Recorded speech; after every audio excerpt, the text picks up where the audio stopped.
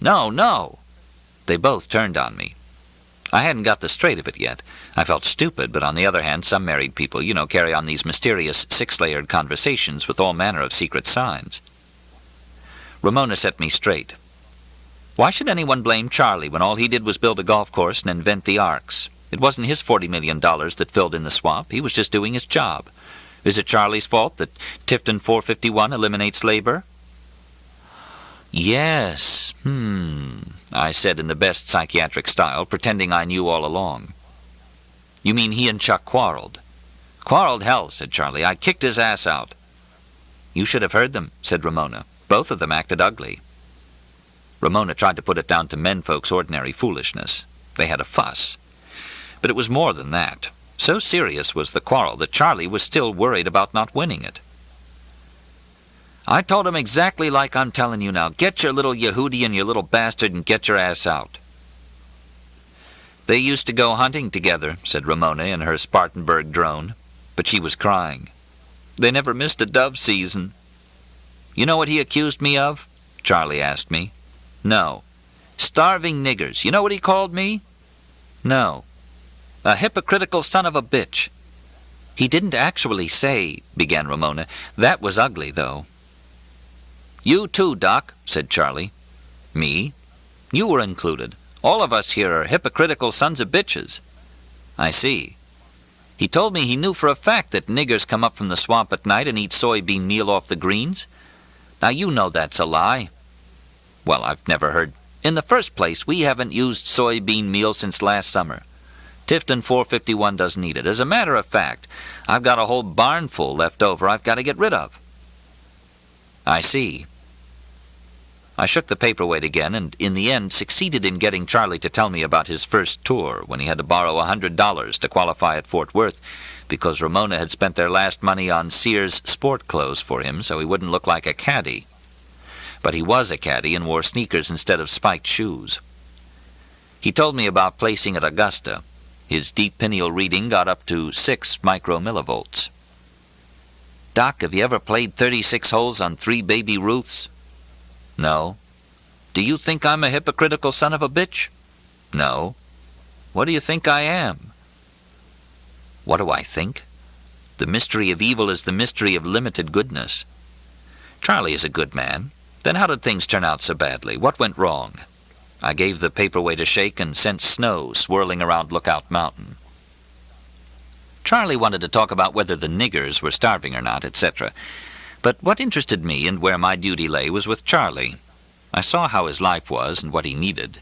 Charlie was a tinkerer, like GM's famous Charlie Kettering, a fellow who has to have one idea to worry with 24 hours a day. Without it, he's blown up. Charlie's the sort of fellow who retires to Florida hale and hearty and perishes in 6 months. Here's what happened. Some months later, I made my second breakthrough and added the ionizer to my lapsometer. I was able to treat an area as well as listen to it. It worked. Accordingly, a few days ago, when was it, a day, 2 days? Dear Lord, how much has happened. I gave him a pineal massage, and he came to himself, his old self, and began to have one idea after another. One idea? An electronic, unlosable golf ball that sends signals from the deepest rough. Another? A golf-orama, a mystical idea of combining a week of golf on a Caribbean island with the greatest pro of them all. A week of revivals conducted by a member of the old Billy Graham team, the same revivalist, incidentally, who is in paradise this weekend. The interstate swelters in the sun. My eyes are almost swelled shut, breath whistles in my throat, but my heart is full of love. Love of what? Women. Which women? All women.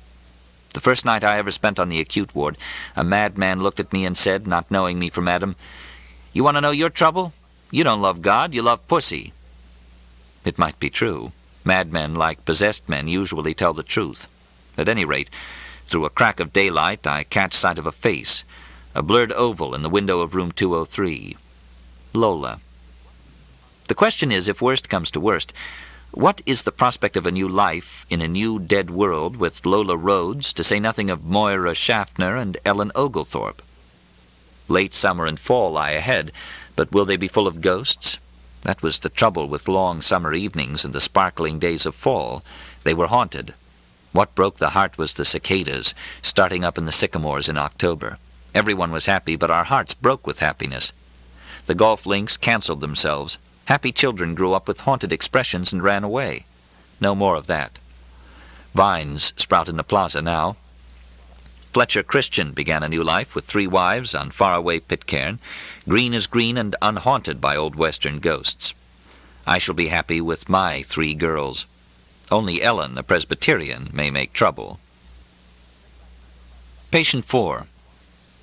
Late last night a love couple crept up out of the swamp and appeared in my enclosed patio.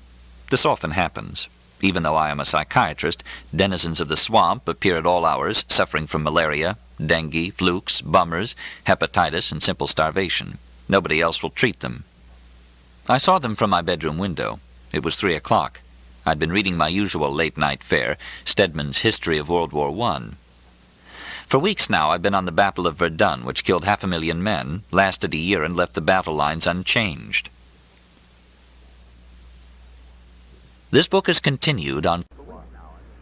For weeks now I've been on the Battle of Verdun, which killed 500,000 men, lasted a year, and left the battle lines unchanged. Here began the hemorrhage and death by suicide of the old Western world. White Christian Caucasian Europeans, sentimental music-loving Germans, and rational clear-minded Frenchmen slaughtering each other without passion. The men in the trenches did not hate each other, wrote Stedman. As for the generals, they respected or contemned each other precisely as colleagues in the same profession. Comes a tap at the door. Is it guerrilla, drughead, Ku Kluxer, Choctaw, or love couple? Love couple. What seems to be the trouble? It seems their child, a love child, is very sick. I know you're not a pediatrician, but the other doctors won't come, etc. Will I come? Okay. Grab my bag and down through the azaleas and into a pirogue, I squatting amidships, boy and girl paddling as expertly as Cajuns.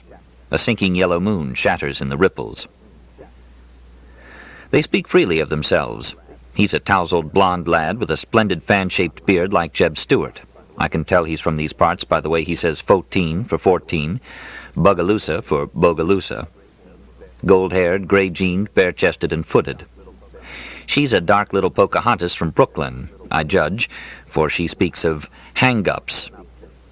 They've given up city, home, family, career, religion, to live a perfect life of love and peace with a dozen others on a hummock with nothing else for shelter in the beginning than an abandoned Confederate salt mine. There they've revived a few of the pleasanter Choctaw customs, such as building chickees and smoking rabbit cannab, a variety of cannabis indica that grows wild in the swamp. You don't remember me, Dr. Moore? The boy speaks behind me. No. I'm Chuck. Chuck?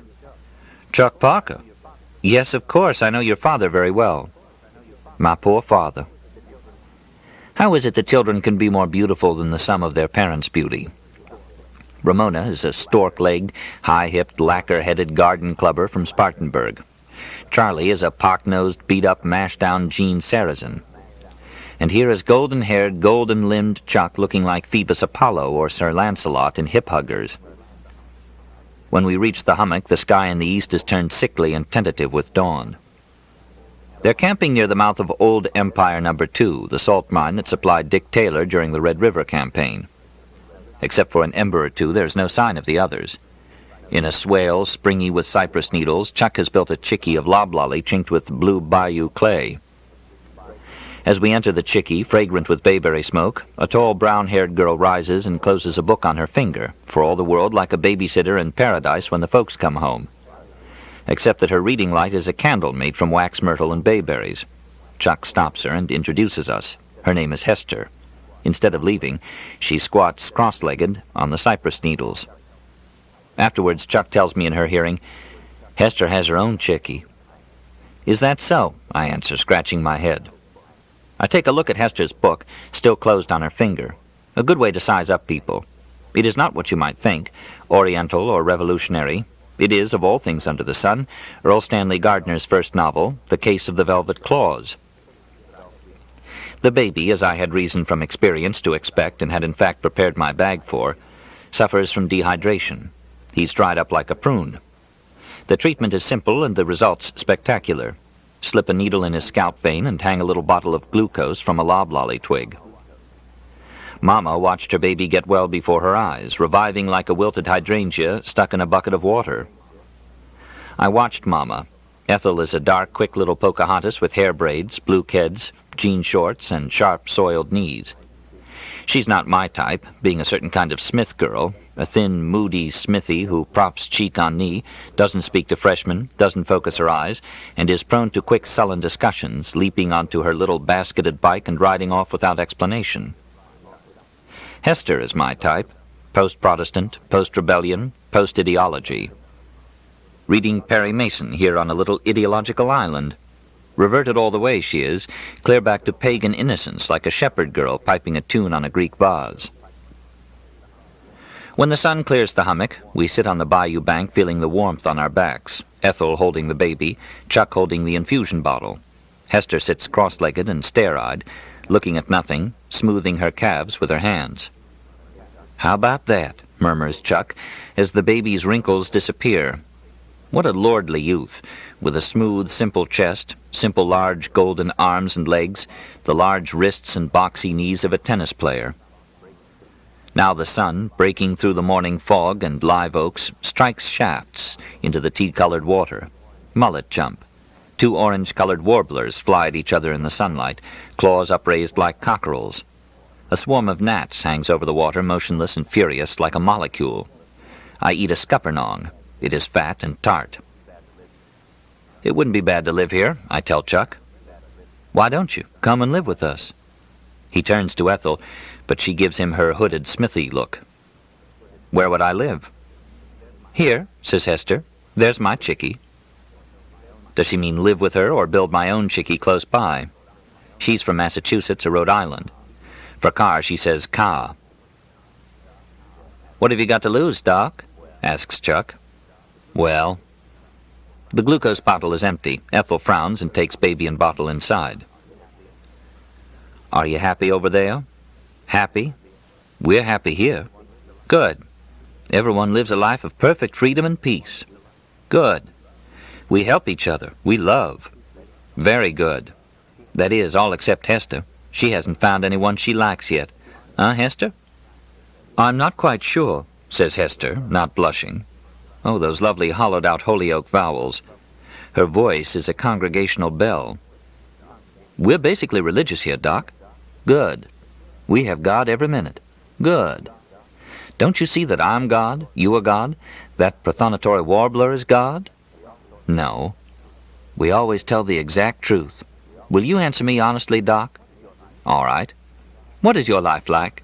Are you happy?" "No." "What's wrong?" It's hard to say. For some reason, I blush under Hester's clear gaze. "But you don't have a good life." "No." "Then why do you live it?" "I don't know. We have a good life here." "Good." "There's nothing wrong with sex, Doc. You shouldn't put it down." "I don't. It's not even the most important thing." "It's not. With us, it's far down the list." I look at my watch. "You can take me back." "Okay if I pay you later, or do you want some Choctaw Canab?" "No thanks. Don't worry about it." Some time ago, Chuck lit up a calumet of Choctaw or rabbit cannabis, and has now begun to jump a bit, feet together, kangaroo style. He passes the calumet around. Hester smokes and passes it to me. "No thanks." Ethel, returning from her chickie, also refuses. "Pay the man," she tells Chuck. "Can't you tell he wants to be paid?" "You're all right, Doc," says Chuck, jumping. "I've always liked you. I've always liked Catholics. We've got some liberated Catholics here." "I'm not a liberated Catholic." "What's this about your invention?" "Did your father tell you?" "No, my mother. She said you passed a miracle. Have a drag, Doc?" "No, thanks." I tell them briefly about my lapsometer and about the new breakthrough, my ionizer that corrects electrical malfunctions. High though he's getting, Chuck, what with his 3 years at MIT and 800 SAT score, is digging me utterly. "Wow, Doc, great, wild!" cries Chuck, jumping straight up and down like a Choctaw at the Chibilla dance. "You got to stay. We'll massage everybody on the mainland with your lapsometer and get rid of the old sad things." "Do you mean you can actually treat personality hang-ups?" asks little Brooklyn Pocahontas Ethel. "Well, yes." Do you have it with you? As a matter of fact, I do. Give us a readin', Doc, says Chuck. Even Hester shows a spark of interest. Treat Hester, Doc, cries Chuck. She's still Springfield bourgeois. Look at her. She likes you, Doc. This is the last place I'd treat anybody. Why? Asks Ethel, frowning. Too much heavy salt hereabouts. I pick up a chunk of dirty Confederate salt. This stuff assays at about 0.07% heavy salt. I wouldn't dare use my ionizer. Chuck snaps his fingers. You mean subchain reaction? Silent implosion? Whisk? Yes. Wowee! Hot damn! Now Chuck is jumping like a pogo. But you could do the diagnostic part? Asks Hester in her lovely hollow-throat voice. Yes. Do one on me, says Ethel. Doc, tell me the truth now, says Chuck, capering and jerking his elbows. All right. Are you telling me that with that thing you can actually register the knot-headedness of the knotheads, the nutty objectivity of the scientists, and the mad spasms of the liberals? That's an odd way of putting it, but yes. And you're also telling me that you can treat 'em, fry 'em with your ray, and make 'em human? With the same qualification, yes. And you're also telling me that something is afoot with all those nuts over yonder, and that today on the glorious 4th of July, something is going to happen, and they're all going to do each other in? Well, not quite, but... And finally, you're saying that some of your gadgets have fallen into the wrong hands, and there's a chance the whole swamp might go up in heavy sodium reaction? Yes. Wow, wee, hot damn! Off he goes in his goat dance. Will you sit down, you idiot, says Ethel crossly. What's got into you? It's so funny. And Doc here. Doc, man, you the wildest of all. Doc, you got to stay here with us. Who's going to believe all that great wild stuff over there? You don't believe me? Believe, sure. Because you're putting down on all of them, including the scientists. I'm a scientist. You're better. You're a shaman. The scientists have blown it. Still and all, scientists are after the truth. I believe you, says Hester suddenly, clear post-Puritan Holyoke eyes full on me. I said do one on me, says Ethel, handing my bag to me. Why? Because I don't believe you. That's all right. I think you're afraid to. No, I'm not afraid. I wish you would, Hester says, pulling her brown heels across her calves. I can do a diagnosis here, but not a treatment. Do it. I shrug. Very well. It takes 3 minutes to run a standard profile. Ethel bows her head so that her Pocahontas braids fall along her cheeks. Doc, you kill me, says Chuck. She's got a contradictory reading. A what? Look here.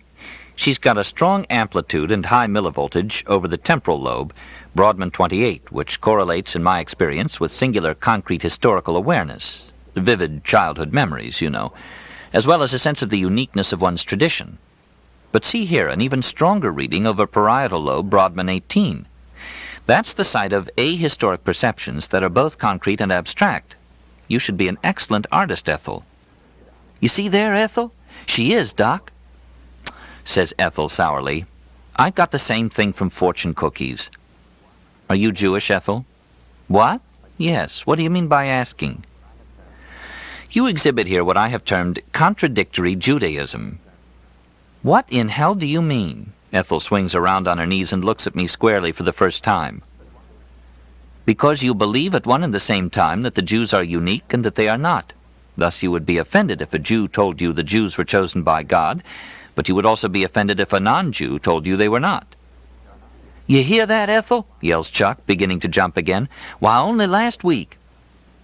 Ethel has picked up my lapsometer. You better take Dr. Moore home, she tells Chuck without taking her eyes from me. Okay, honey, but I mean, gee. Look, I'm sorry, Doc. I'm not listening to some bastard tell me I have a Jewish brain. Well, actually, I tell Ethel, I show the same reading, believing as I do both that God... I stop, mouth wide open. Look out! Don't throw it! Jesus! But she threw it, and in doing so must have flipped the adapter switch because before I can catch it, the lapsometer swings through a slow arc, adapter down.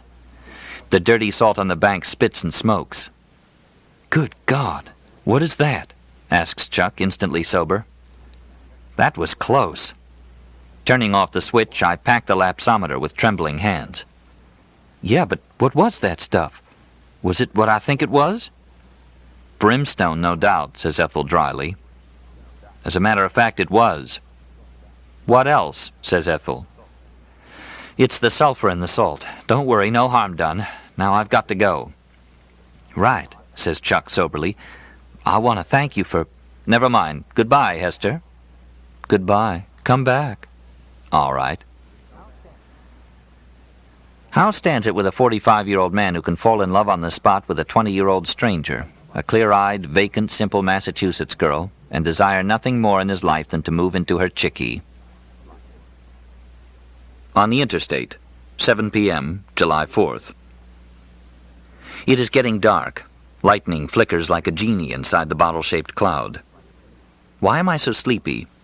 It is almost impossible to keep my eyes open. Fireflies of albumin molecules spark in my brain. Yet I don't feel bad. Then concentrate. The next few minutes are critical.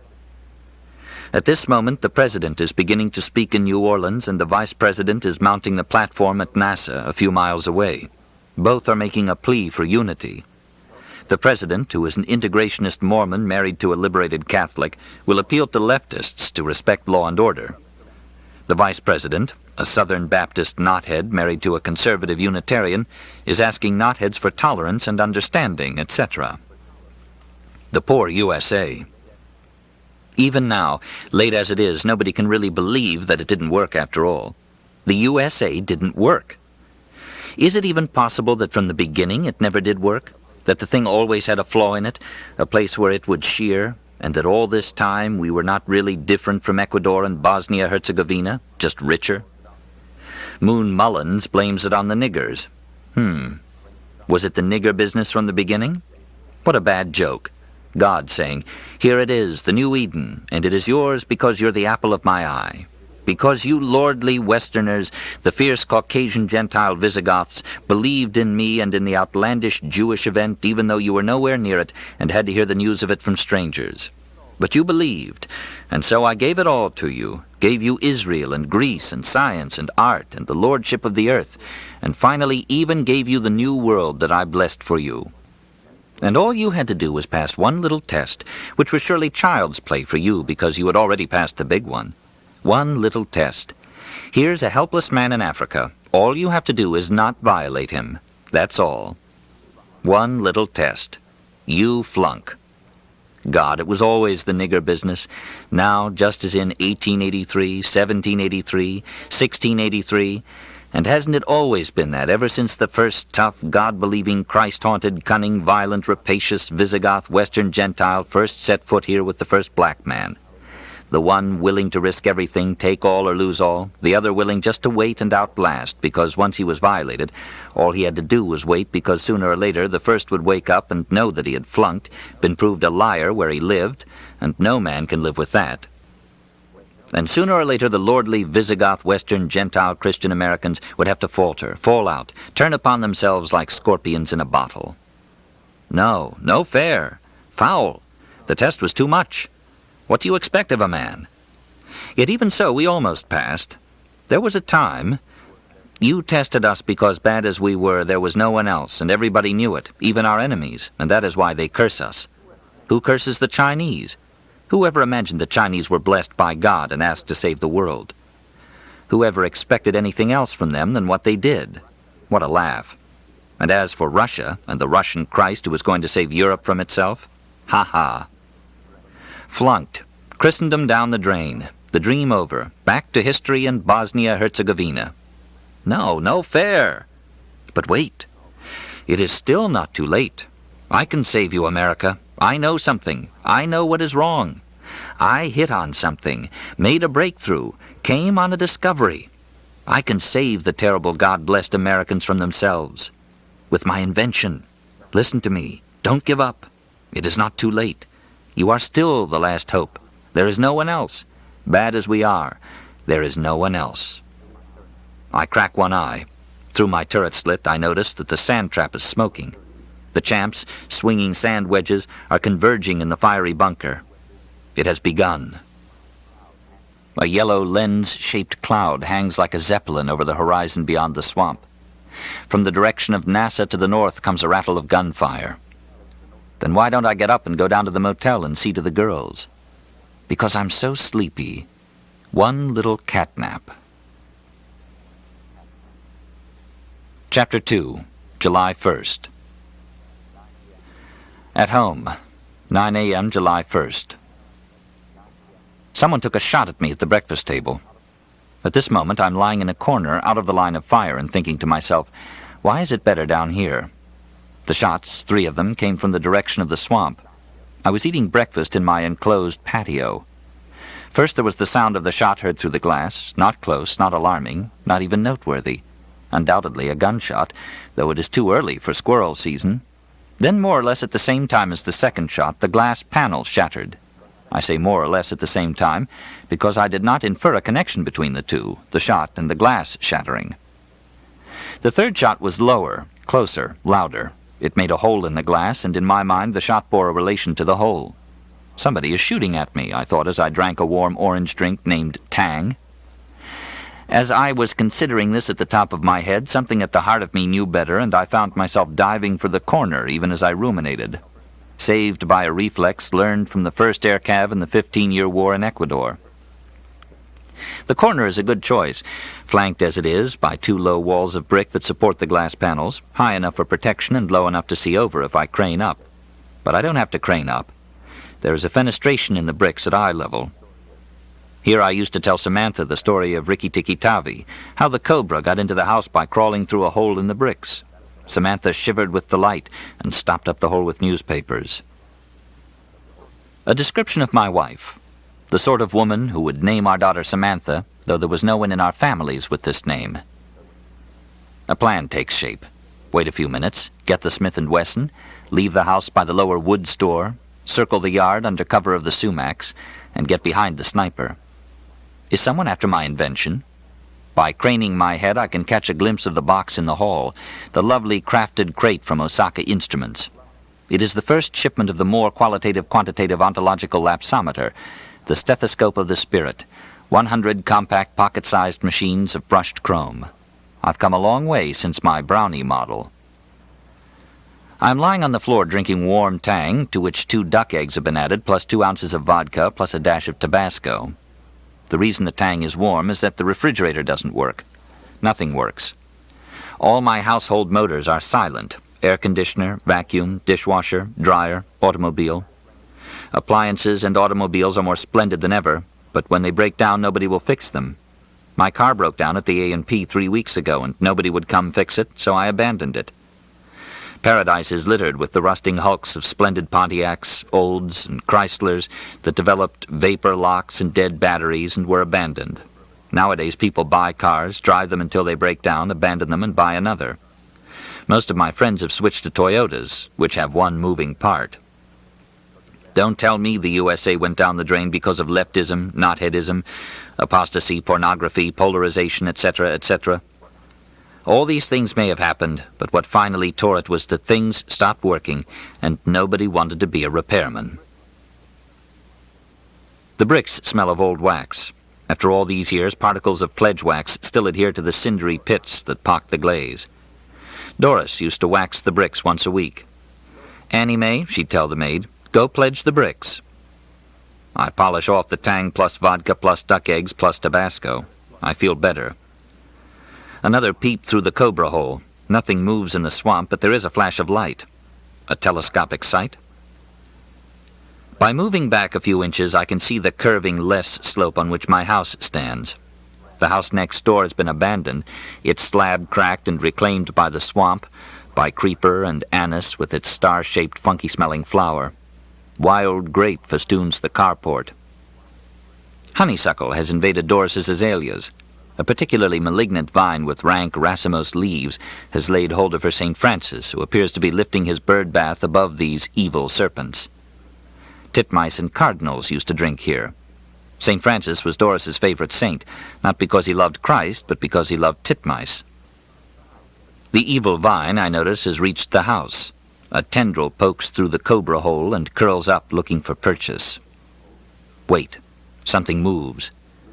But it is only a swamp bird, a gloomy purplish-green heron that flaps down out of a cypress and lights on St. Francis's bird-lined head. There he perches, neck drawn into his shoulders, yellow bill pointed straight up. He looks as frowsty and ill-conceived as a bird drawn by a child. Now I've got my revolver by crawling to the closet and back. The carbine is downstairs. No sign of the sniper. Has he gone? Directly above my head on the glass-topped coffee table are Doris's favorite books, just as she left them in the enclosed patio. That was before I roofed it, and the books are swollen by old rains to fat wads of pulp, but still stacked so. Siddhartha, Atlas Shrugged, ESP and the New Spirituality. Books matter. My poor wife Doris was ruined by books and a heathen Englishman, not by dirty books, but by clean books, not by depraved books, but by spiritual books. God, if you recall, did not warn his people against dirty books. He warned them against high places. My wife, who began life as a cheerful Episcopalian from Virginia, became a priestess of the high places. I loved her dearly and loved to lie with her and would and did whene'er she would allow it, but most especially in the morning, at breakfast, in the 9 o'clock sunlight out here on the enclosed patio. But books ruined her. Beware of Episcopal women who take up with Ayn Rand and the Buddha and Dr. Rhine, formerly of Duke University. A certain type of Episcopal girl has a weakness that comes on them just past youth, just as sure as Italian girls get fat. They fall prey to Gnostic pride, commence buying antiques, and develop a yearning for esoteric doctrine. Doris stood on these black pebbles, which we brought from Mexico, and told me she was leaving me. Samantha had been dead some months. Doris began talking of going to the Isle of Jersey or New Zealand, where she hoped to recover herself, learn quiet breathing in a simple place, etc., etc., perhaps in the bright shadow of a adobe wall, or perhaps in a stone cottage under a great green fell. She wanted to leave the bad thing here and go away and make a fresh start. That was all right with me. I was ready to go. I wanted out from the bad thing, too. What I didn't know at the time was that I was, for her, part of the bad thing. "I'm leaving, Tom."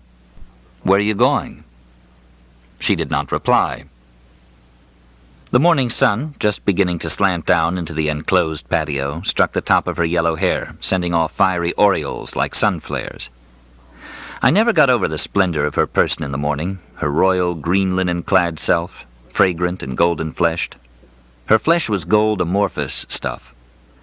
Though it was possible to believe that her arm had the usual layers of fat, muscle, artery, bone, these gross tissues were in her somehow transformed by her girl chemistry, bejeweled by her XX chromosome. Those were the days of short skirts, and she looked like long-thighed Mercury, god of morning. Her heels had wings. Her legs were long and deep-fleshed, bound laterally in the thigh by a strap of fascia that flattened the triceps. Was it her slight maleness, long-leggedness, perhaps 10% tunic-clad Mercury was she, that set my heart pounding over breakfast? No, that's foolishness. I loved her, that's all. "Where are you going?" I asked again, buttering the grits and watching her hair flame like the sun's corolla. "I'm going in search of myself." My heart sank. This was not really her way of talking. It was the one tactic against which I was defenseless, the portentous gravity of her new beliefs. When she was an ordinary ex-Episcopalian, a good-humored Virginia girl with nothing left of her religion but a fondness for old brick chapels, St. John of the Woods, and the superb English of the King James Version, we had common ground. "Don't leave, Doris," I said, feeling my head grow heavy and sink toward the grits. "I have to leave. It is the one thing I must do." "Why do you have to leave?" "We're so dead, Tom, dead inside. I must go somewhere and recover myself, to the Lake Isle of Innisfree." "Jesus, let's go to the Lake Isle together." "We don't relate any more, Tom." "I'd like to relate now." I know. That's how you see it." "How?" "As physical." "What's wrong with physical?" Doris sighed, her eyes full of sunlight. "Who was it who said the physical is the lowest common denominator of love?" "I don't know, probably a Hindu. Would you sit here?" "What a travesty of love, the assertion of one's conjugal rights." "I wasn't thinking of my conjugal rights, I was thinking of you." Love should be a joyous encounter. I'm joyous. She was right. Lately, her mournful spirituality had provoked in me the most primitive impulses. In 10 seconds' time, my spirits had revived. My heart's desire was that she sit on my lap in the yellow muscadine sunlight. I took her about the hips. No Mercury she here. She neither came nor left. "But we don't relate," said Doris absently, still not leaping, though, eyes fixed on St. Francis, who was swarming with titmice. "There are no overtones in our relationship, no nuances, no upper mansions. Build thee more stately mansions, O my soul." "All right." "It's not your fault or my fault. People grow away from each other. Spiritual growth is the law of life. Our obligation is to be true to ourselves and to relate to this law of life." "Isn't marriage a relation?" "Our marriage is a collapsed morality, like a burnt-out star which collapses into itself, gives no light, and is heavy, heavy, heavy." Collapsed morality, law of life, more stately mansions. Here are the unmistakable echoes of her friend, Alistair Fuchs Forbes. A few years ago, Doris, who joined the Unity Church, got in the habit of putting up English lecturers of various Oriental persuasions, Brahmin, Buddhist, Sikh, Zoroastrian. Two things Doris loved, the English people and Eastern religion. Put the two together, Alistair Fuchs Forbes reciting I Ching in a BBC accent, and poor Episcopal Doris, Apple Queen, from Winchester, Virginia, was a goner. Alistair Fuchs Forbes, who came once to lecture at Doris's Unity Church, took to coming back and staying longer. He and his boyfriend, Raymond. Here they would sit in my enclosed patio, on their broad potato-fed English asses, and speak of the higher things, of the law of life, and of the financial needs of their handicraft retreat in Mexico. There in Cozumel, it seemed, was the last hope of the Western world. Transcendental religion would rescue Western materialism. How? By making and meditation, meditating and making things with one's hands, simple good earthbound things like clay pots. Not a bad idea, really. I'd have gone with her to Cozumel and made pots. But here they sat on my patio, these two fake English gurus, speaking of the law of spiritual growth, all the while swilling my scotch and eating $3 ribeye steaks that I barbecued on my patio grill.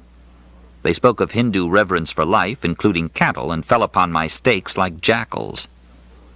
It didn't take Alistair long to discover it was Doris, not I, who was rich. A collapsed morality? I am truly sorry, Tom. I'm not sure I know what a collapsed morality means. That's it. It's meaning we've lost. What is meaningful between us? We simply follow rules and habit like poor beasts on a treadmill. There is something in that, especially since Samantha died. But why don't we work at it together? I love you. I love you too, Tom. I'm extremely devoted to you, and I always will be. But don't you see that people grow away from each other? A part of one dies, but the rest grows and insists the old part. Like the chambered nautilus, we're dead. I love you dead at this moment. My arms are calipers, measuring the noble breadth of her hips. She doesn't yield, but she doesn't leave. Dead, dead, she whispered above me in the sunlight. Love, I whispered. We were speaking in calm, matutinal voices like a pair of wood thrushes fluting in the swamp. My God, how can you speak of love? Come here, I'll show you. Here, she said crossly, I'm here. Here. We had not made love since Samantha's death. I had wanted to, but Doris had a way of ducking her head and sighing and looking elegiac that put me off and made me feel guilty besides. There is this damnable female talent for making a man ashamed, not merely turning him down, but putting the guilt of it on him. That made me feel like a high school boy with impure thoughts. Worse than that, a husband with conjugal rights, and that's enough to chill the warmest heart. But not mine this morning. I pick up my napkin from my lap. Come here. What for? A tiny spark of old Virginie, the Shenandoah Valley rekindling in her. Her saying, what for, and not why. Come and see. What she did was the nicest compromise between her faraway stare, her sun-worship, and love-making. She came closer, yet kept her eye on the titmice. But you don't love me, she said to St. Francis. Yes, I do. She gave me a friendly jostle, the first, and looked down. For pity's sake. Again, a revival of her old Shenandoah good humor. Annie Mae is coming, you idiot. Close the curtains, then. I'm leaving, she said, but stood closer. Again, a nicely calculated ambiguity. Is she standing close to be close, or to get between me and the window so Annie Mae can't see? Don't leave, I say, with soaring hopes. I have to leave. Then I made a mistake and asked her where she was going. Again, her eyes went away. East of the sun and west of the moon. What crap? She shrugged. I'm packed. Knowing I was wrong, I argued. Are you going to meet Alistair and that gang of fags? Doris was rich, and there was much talk of her financing the Cozumel retreat, and even of her coming down and making herself whole. Don't call him that. He's searching like me. And he's almost found peace. Underneath all that charm, he's... What charm? A very tragic person. But he's a searcher like me, a pilgrim. Pilgrim, my ass. Did you know that for 2 years he took up a begging bowl and wandered the byways with a disciple of Ramakrishna, the greatest fakir of our time? He's a fakir, all right. What he is a fake Hindu English fag son of a bitch. Why did I say the very thing that would send her away? Here was where I had set a record, that of all cuckolds in history, I am the first American to be cuckolded by 2 English fruits. Is that what he is? Said Doris gravely. Yes. What are you, Tom? I couldn't say. She nodded absently, but now, her hand is on my head, ruffling my hair and strumming, just as she used to strum her fingers on the formica in the kitchen. Who was it who said, if I were offered the choice between having the truth and searching for it, I'd take the search? I don't know, probably Hermann Hesse. Hadn't we better close the curtains? Yes, you do it, I can't get up. She laughed for the first time in 6 months. Boy, you are a mess. We're back in Virginia, at school, under the apple blossoms. She looked down at me. Annie Mae's going to see you. She'd be proud of me. Don't be vulgar. Annie Mae is a big, hefty black girl whom Doris dressed up like a French maid with a tiny white cap and a big butterfly bow on her tail. Sit in my lap. How? This way. Okay. Easy. Oh, boy, she said, nodding and tucking her lip in her old style. Her hand rested as lightly on my shoulder as it did at the Washington and Lee black and white formal. What a lovely, funny valley girl she was before the goddamn heathen Oriental English got her. You know the trouble with you, Tom? She was always telling me the trouble with me. What? You're not a seeker after the truth. You think you have the truth, and what good does it do you? Here's the truth. Nobody can blaspheme like a bad Catholic. Say what you like about Alistair, she said, and settled herself. He's a seeker, and so am I. I know what he seeks. What? Your money. That's how you would see it. That's how I see it. Even if it were true, would it be worse than wanting just my body? Yes, but I don't want just your body. What do you want? You. But not the real me. Jesus. But she was jostling me, bumping me carelessly like a fraternity brother in a stag line. You know the trouble with you, Tom? What? You don't understand a purely spiritual relationship. That's true. Somewhere Doris had got the idea that love is spiritual, so lately she'd had no use for my carrying on, as she called it, or messing about, putting her down in the zoysia grass, etc., with friendly whacks on the thick parts and shouts of joy for the beauty of the morning, hola. I do truly believe that she came to look upon her solemn spiritual adultery with that fag Alistair as somehow more elevating than ordinary morning love with her husband. You never grasped that, said Doris, but leaning closer and giving me a hug. We sat in the chair not being an ordinary chair, which would have been fine, but a Danish sling, since in those days ordinary chairs had cancelled out and could not be sat on. Married as we were, and what with marriage tending to cancel itself, and beds having come not to be places for making love in, or chairs for sitting on, we had no place to lie or sit. We were like forlorn lovers in the street with no place to go. But love conquers all, even a Danish sling. Darling, said Doris, forgetting for once all the foolishness. Let's lie down, I said. Fine, but how? Just hold still, I'll pick you up. Have you ever tried to get up out of a Danish sling with a 140-pound apple queen in your lap? But I got up. We lay on the bricks here in this spot. Perhaps that is why I feel better lying here now. Here, at any rate, we lay and made love for the last time. We thought no more of Hermann Hesse that day. In 2 weeks she was gone. Why? I think it was because she never forgave me or God for Samantha's death. That's a loving God you have there, she told me toward the end when the neuroblastoma had pushed one eye out and around the nose bridge so that Samantha looked like a two-eyed Picasso profile. After that, Doris went spiritual and I became coarse and disorderly. She took the high road and I took the low. She said I was like a Polak miner coming up out of the earth every night with no thought but to fill his belly and hump his wife. The expression hump shocked me and was unlike her. She may have lost her faith, but she'd always kept her Virginia Episcopal decorum. But she'd been reading current novels, which at the time spoke of humping a great deal, though to tell the truth I'd not heard the expression. Was this a word invented by New York novelists? 2. At last, getting up and keeping clear of the windows, I fetch my medical bag, which is packed this morning not merely with medicines, but with other articles that I shall presently describe, and stick the revolver in my belt and slip out the lower wood store at the back of the house, where it is impossible to be seen by an assailant lurking in the swamp. The door, unused since Doris left, is jammed by vines.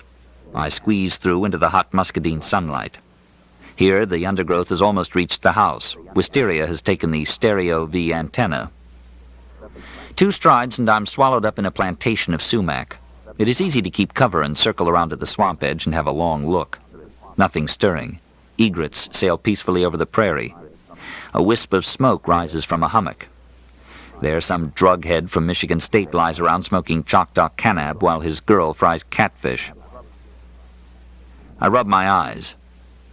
Did I imagine the sniper's shots? Was it part and parcel of the long night's dream of Verdun, of the terrible assault of the French infantry on Fort Douaumont? No. There is the shattered window of the enclosed patio. What to do?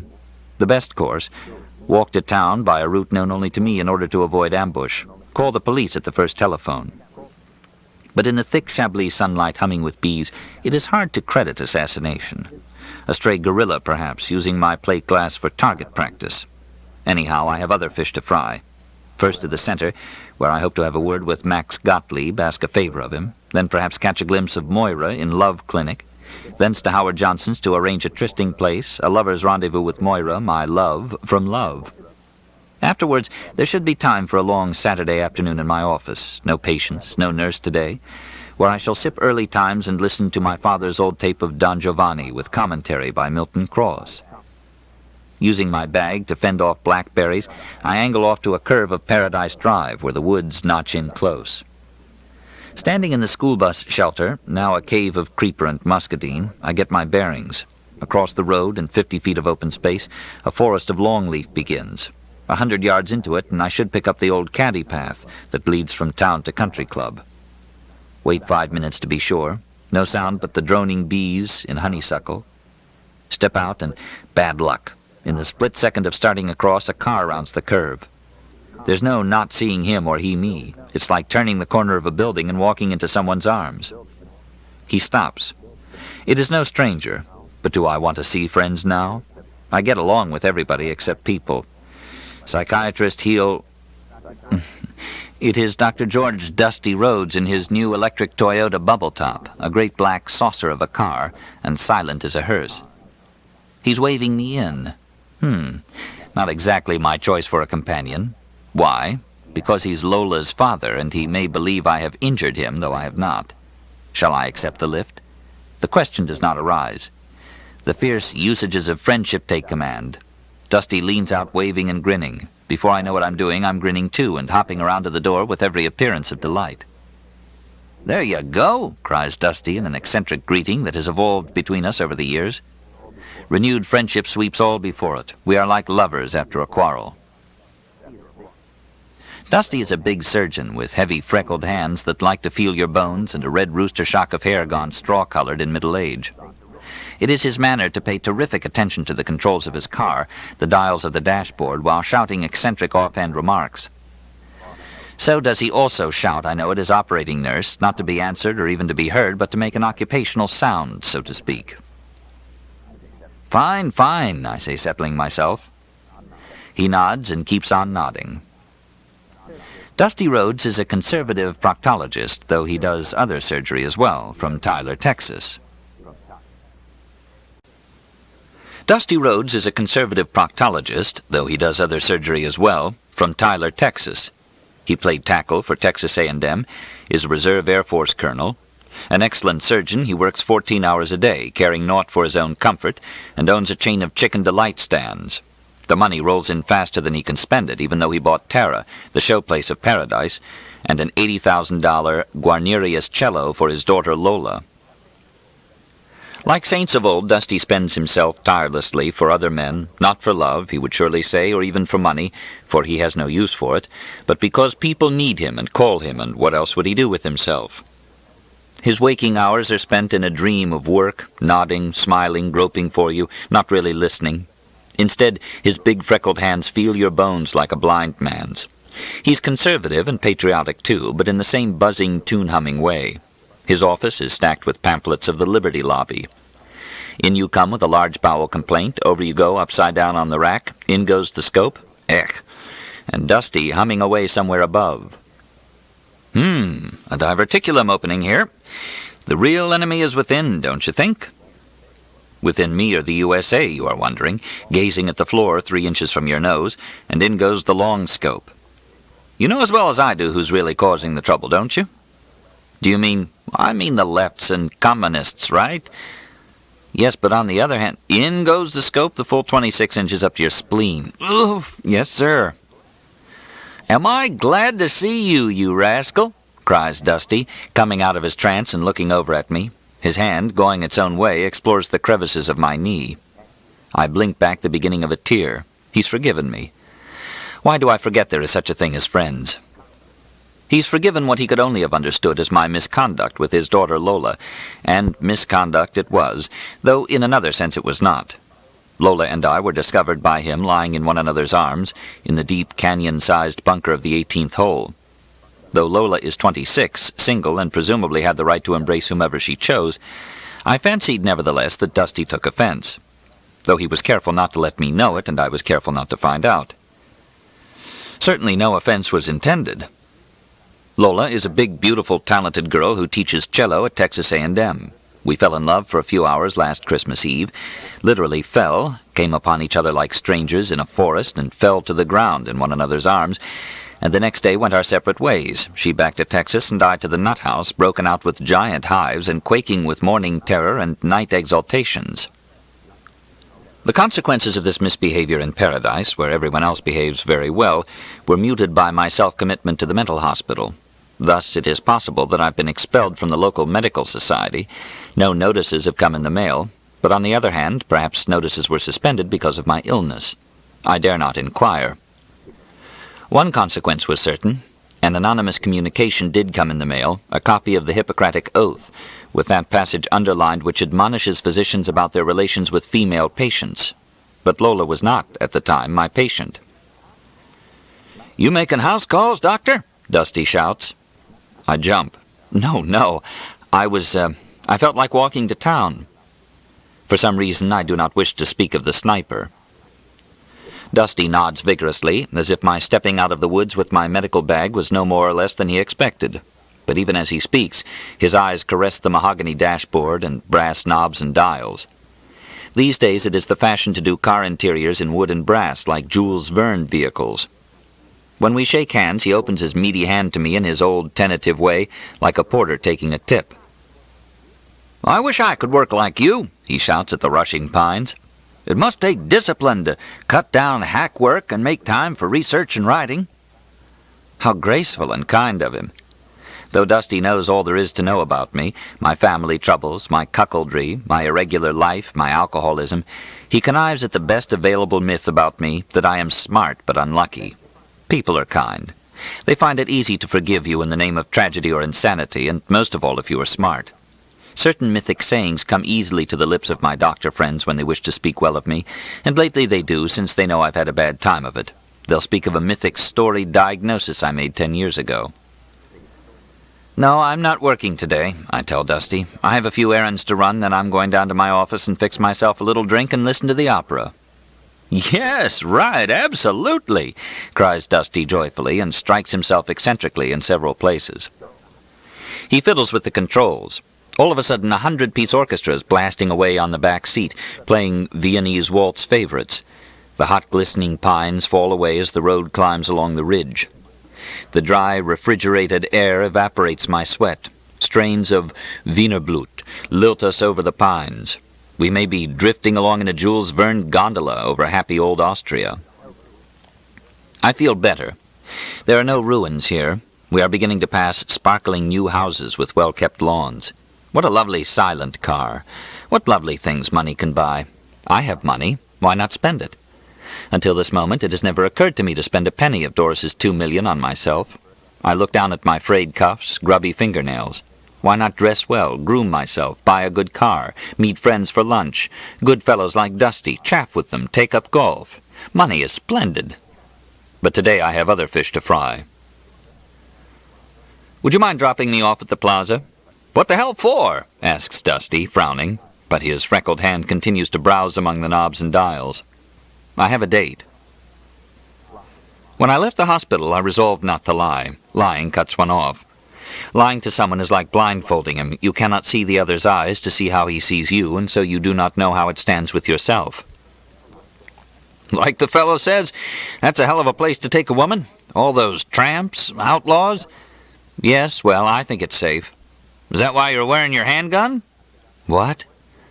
I'd forgotten my pistol, and didn't see Dusty look at it. The gun had worked its way around to my belt buckle where it sticks out like Billy the Kid's six-shooter. The fact is, somebody took a shot at me this morning. That a fact? Says Dusty with routine astonishment, expressing both incredulity and affection. I'll tell you the truth, nothing would surprise me nowadays. It was probably a wild shot from some nut in the swamp, I say, shoving the pistol out of sight. Indeed, is anything less likely than a sniper on this lovely old-fashioned Viennese morning? I happen to notice it is all. You're not going to the club? The club? For the Pro-Am. Oh, of course. I laugh heartily. How could I have forgotten the most important event of the year? The Paradise Moonlight Pro-Am tournament played every 4th of July weekend under the arcs. But the champs don't tee off till tonight, do they? Right. I thought you might be going to the Bible brunch. No, I have to go to the center. Okay, I'll take you over to the plaza. No, go on to the club. I'll walk from there. I need to walk. Okay, says Dusty, frowning thoughtfully. The freckled hand browses like a small animal patrolling its burrow. You know, it's something, my running into you like this. It's really something. It is? I've been looking for you. You have? I look at him with interest. Did you read my paper? Paper? Well, I haven't finished it. I sent Dusty a copy of my breakthrough article. He is president-elect of the American Christian Proctological Society and could be useful when I apply for NIMH funds. Dusty is highly regarded, both in knothead and left circles. As a matter of fact, I have one of the new models here, I say, taking out a lapsometer and putting it on the seat between us. Dusty moves away an inch. Tom, says Dusty as we go lilting along to Wine, Women, and Song, I want you to take my clinic for me. Dusty holds a fat clinic on Tuesdays and Thursdays, dispensing thousands of pills to women and encouraging them in their dieting. We've stopped at a gate and sentry box where a red-faced colonel of security gives us the once-over before admitting us to the inner circle of paradise. He's dressed like General Patton, in helmet, jacket, and pearl-handle revolvers. Okay, Doc, says Colonel Ringo, stooping down to the window. 2 docs. Ha-ha. He waves us on. Now we've stopped again, this time in front of Tara, Dusty's house. Thinking he's dropping me off, I open the door to go my way. But Dusty's browsing hand finds my knee and holds me fast. You know, life is funny, Tom. Yes, it is. You a brilliant profession, and you losing your wife and all? Yes. And Lola coming home? Coming home. Coming here, that is? I see. She's come to stay. Tara is on the right, and to see it, Dusty leans over me. He makes himself surprisingly free of my person, coming much closer than American men usually do. His strong breath, smelling of breakfast, breathes on me. An artery socks away at his huge lion head, causing it to make tiny rhythmic nods as if he were affirming this view of his beautiful house, Tara. "Tom," says Dusty, taking his hand off my knee and fingering the tape deck. A Victor Herbert medley comes on. "Yes?" "I'm going home." "Okay, I'll get out." But the knuckle of his hand turns hard into my knee, detaining me. "No, I mean I'm going back to Texas." "I see." "No, my old daddy died, and I'm going back to the ranch outside of Tyler." "You mean you're retiring?" "Oh, I reckon I'll work some." "I reckon you'll have to." "Right," Dusty laughs. "But I'm slacking off before I kill myself." "I'm glad to hear it. But I'm also concerned about the knuckle turning hard into my knee." "Lola is not leaving. She's staying here. This is what she wants. So I'm giving her Tara," muses Dusty, gazing past me. The huge head is in my lap, so to speak, nodding as the artery socks away. "Is that right? You mean she's going to live here by herself?" "Yep. She's home for good." "Is that so?" "You know, this is home to her, and she's got her eastern-gated horses here. Why, I don't know." "Yes." "And to tell you the damn truth," Dusty goes on in exactly the same voice, lidded eyes peering past me at the white columns of Tara, breathing his breakfast breath on me, "that girl is even more crazy about you, Tom." "She is? Well, she's a wonderful girl, and I'm extremely... In fact, your mother was only saying yesterday..." Dusty breaks in, and his head swivels a few degrees, nodding now at the hipped roof of my mother's cozy salt box next door.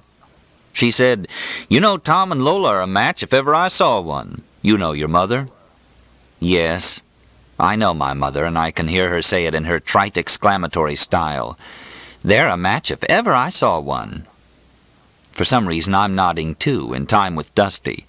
From the point where Dusty's knuckle is turning into my knee, waves of prickling spread out in all directions. Now the hand lets go my knee and settles in a soft fist on my shoulder. "I'm giving Tara to Lola, Tom." "You are? You want to know the reason she's staying?" "No, that is, yes." "You." "Me? She thinks the world of you." "And I of her." "She can't live here by herself." "No?" "No way. Tom, you see this place?" "Yes." "I'm putting it and my little girl in your hands." "You are?" "Ha ha, that'll give you something to think about, won't it?" "Yes." "You know, neither one of y'all got good sense." "No." "You laying up in the bed with a bottle, shooting rats, out in the woods by yourself, talking about snipers and all. Lola taking long rides by herself in the back country where some crazy nigger's going to knock her on the head. I'm counting on you to take care of her." Dusty gazes attentively at the kingbird sitting on the white Kentucky fence. "All right." "Both of y'all can damn well straighten up and fly right. That's what I told your mama I was going to tell you, and now I done told you." For some reason, Dusty begins to talk in a broad Texas accent. He gives a fine old jokey, serious nod with his big head. "You reading me, Doctor?" "Yes." "Well, that's settled then." Dusty settles back with a sigh. "I told your mama you would." "Would what?" "Do the right thing." I sighed, relieved at least to have Dusty's great lion head off my chest. Again the car drifts along, a silent gondola. With a sudden inspiration, Dusty presses a button and 1,000 violins play Hills of Home, the Tara theme. "That's my favorite music," muses Dusty. "Very nice. I'll tell Lola." "Tell her what?" "About our understanding." "What understanding?" "Ha ha! You're a card, Tom. I always thought you had the most wonderful sense of humor." As we approach the clubhouse, more people are abroad. The Christian cadets are practicing in the schoolyard. Suntanned golfers ply the fairways in quaint Surrey-like carts. Householders bestride tiny tractors. Children splash in pools, their brown bodies flashing like minnows. "Will you also take my Tuesday clinic?" "Also? Does that mean I've agreed to take Tara and Lola?" "Thanks, Dusty, but I'm using all my spare time developing my lapsometer. I'm applying for an NIMH grant. You could help." "Use it in the clinic," cries Dusty, socking himself eccentrically in several places. He's in the best of humors. Read their frontal lobes with your gadget and they'll believe you. They'll believe you anyhow. You know, Tom, you're the best diagnostician around here. If you wanted to, you could be... Dusty shrugs and falls silent. Then he did read my paper. Dusty's nobody's fool. Though he pretends to be a country boy, his mind can devour a scientific article with one snap of its jaws. Since you've read my paper, you know that my lapsometer has more important uses than treating fat women. Sure now, but is there anything wrong with treating fat women? In fact, I tell Dusty earnestly, with this device in hand, any physician can make early diagnoses of potential suicides, paranoiacs, impotence, stroke, anxiety, and angelism-bestialism. Think of the significance of it. Dusty winks and clicks tongue against teeth, signifying both a marveling and an unseriousness. This country is in deep trouble, Dusty. You don't have to tell me that. This device could be decisive. Well, I'm just a country doctor. Did you read about the atrocity last night? Yeah. What do you think? The work of a madman. Yeah, but there's a reason. Reason? You mean you're going to cure all the crazy niggers? And crazy whites, crazy lefts, and crazy knotheads. I don't know about you, but me, I see very few lefts and no niggers at all. We've reached the clubhouse. Pennants stream from the twin copper peaks of the roof, like a castle at tournament time. Gaily colored pavilions are scattered through the pines. A few pros and ams, early arrivals, enter the clubhouse for the Bible brunch. A banner strung the length of the eaves announces, Jesus Christ, the greatest pro of them all. Come on in with me, says Dusty impulsively. Thank you, but I've got to be going. Many devout Catholics are coming. I'm not a devout Catholic. Cliff Barrow Jr. is preaching. Good. Lola and I will be looking for you at the fish fry tonight. As he talks, Dusty picks up the new lapsometer on the seat between us. He hefts it. Very compact. Yes. It is a lovely device, all brushed chrome, pointer and dial, a jade oscilloscope screen the size of a $50, the whole as solid as a good camera. Just the thing I see now to take Dusty's fancy. You take readings, says Dusty, turning it every which way. He's all business now, buzzing away while his big fleshy hand hefts, balances, knows. That's right. What do you take readings of? I shrug. You know, local electrical activity in cortical and subcortical centers. It's nothing but an EEG without wires, with a stereotactic device for triangulating. Yeah, I see. Here you measure your micromillivolts. The lizard scales have fallen from his blue eyes, which bear down like gimlets. His thumb rubs the jade screen as if it were a lucky piece. And this here? Well, that's your oscilloscope to display your wave patterns with this, see? A Holden stack device. You can stack 10 patterns and flip back at will. Well, you take your readings, and then what? Well, like the article says, you correlate the readings with various personality traits, attitudes. You mean, like emotions? Asks Dusty, frowning. Well, yes, among other things. Isn't that all rather subjective? Is a pointer reading subjective? But there's a lot of room for interpretation. Isn't there a lot in electroencephalogram? I turn it over. Here on the back you've got your normal readings at key centers. Yeah, like a light meter. He takes it back. The freckled hand can't leave it alone. Again, the thumb tests the grain of the brushed chrome, strokes the jade screen. How long does it take to do an examination? A reading. I can do a standard profile in less than 3 minutes. I look at my watch and open the door.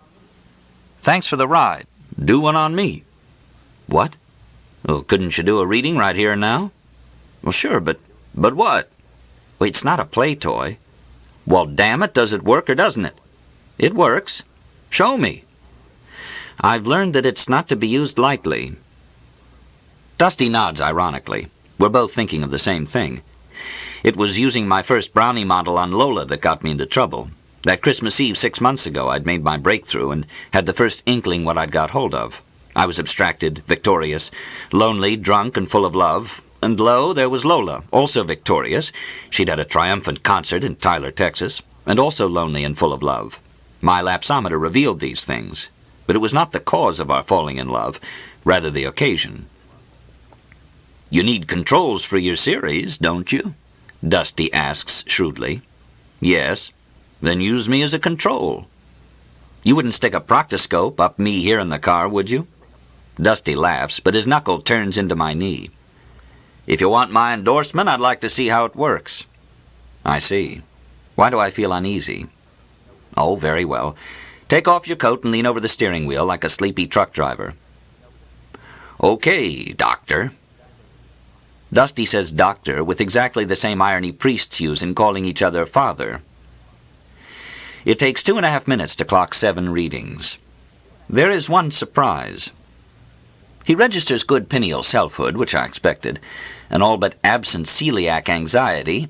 He is, after all, an ex-fullback and hard-working surgeon, a man at home with himself and too busy to worry about it.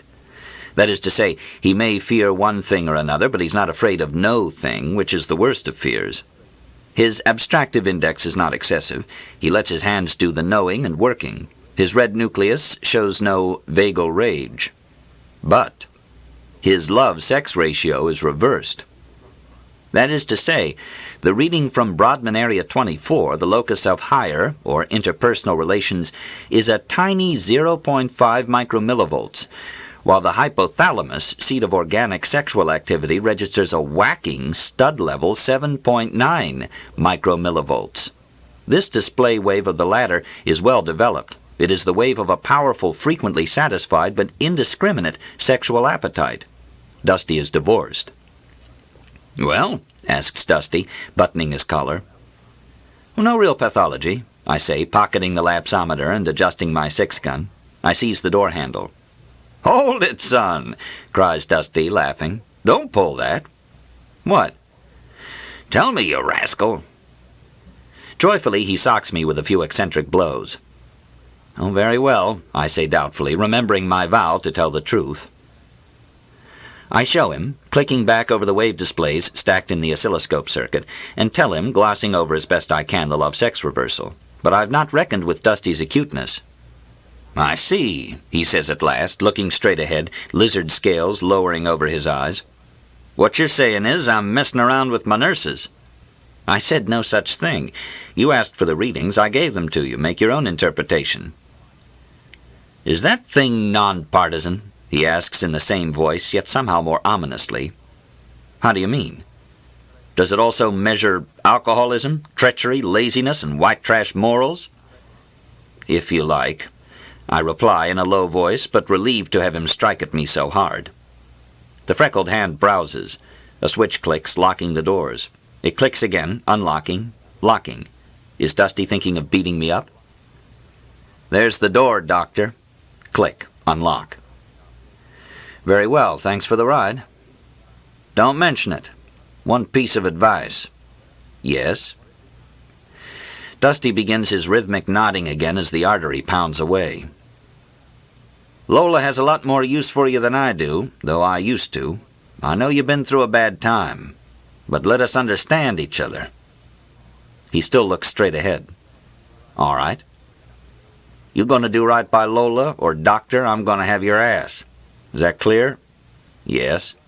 Goodbye, Doctor. Goodbye. 3. Leaving Dusty's car, I skirt the festive booths of the Bible brunch. The heat of the concrete pool apron strikes up like the Sahara sands. The sun strikes down onto the top of my head. Chunks of styrofoam water toys are scattered in the weeds like dirty wedding cake. The pool is emptied and drifted with leaves. Why has the pool been abandoned? A breath of cool air stirs in the doorway of the old pro shop, bearing the smell of leather and of splintered pine flooring. The shop, too, is empty, except for a life-size cutout of Jean Sarrazin dipping toward the floor. Jean is dressed in knickerbockers and a British cap. A trumpet vine sprouts through the floor and twines around a rusty mashie. Why is the pro shop empty? Is there a new pro shop in another part of the building? It was not empty when I stood here and kissed Lola. I went to the catfish fry and fell in love with Lola and performed with her the act of love in the grassy kidney-shaped bunker of number 18 green, par 4, 275 yards. I was standing in the Paradise Country Club bar, shaking the worn leather cup of poker dice and gazing at the rows of bottles lined up against the brand-new, antiqued wormholed cypress, when I noticed something.